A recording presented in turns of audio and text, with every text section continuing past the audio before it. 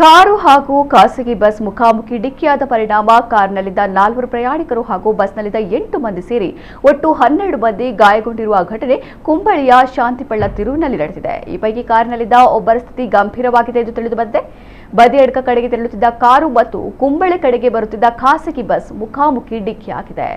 ಕಾರ್ನಲ್ಲಿದ್ದ ಆಲಂಪಾಡಿ ನಿವಾಸಿಗಳಾದ ಮಾಲಿಕ್, ತಾಜುದ್ದೀನ್, ಕಬೀರ್ ಮತ್ತು ಸಿದಾನ್ ಗಾಯಗೊಂಡಿದ್ದು, ಇವರಲ್ಲಿ ಸಿದಾನ್ ಅವರ ಸ್ಥಿತಿ ಗಂಭೀರವಾಗಿರುವುದರಿಂದ ಅವರನ್ನು ಮಂಗಳೂರಿನ ಆಸ್ಪತ್ರೆಗೆ ದಾಖಲಿಸಲಾಗಿದೆ. ಉಳಿದ 3 ಕಾಸರಗೋಡು ಖಾಸಗಿ ಆಸ್ಪತ್ರೆಯಲ್ಲಿ ಚಿಕಿತ್ಸೆ ಪಡೆಯುತ್ತಿದ್ದಾರೆ. ಬಸ್ನಲ್ಲಿದ್ದ 8 ಮಂದಿ ವಿವಿಧ ಆಸ್ಪತ್ರೆಗಳಲ್ಲಿ ಚಿಕಿತ್ಸೆ ಪಡೆಯುತ್ತಿದ್ದಾರೆ. ಅಪಘಾತದ ಪರಿಣಾಮ ಕಾರು ಸಂಪೂರ್ಣ ನಜ್ಜುಗುಜ್ಜಾಗಿದೆ.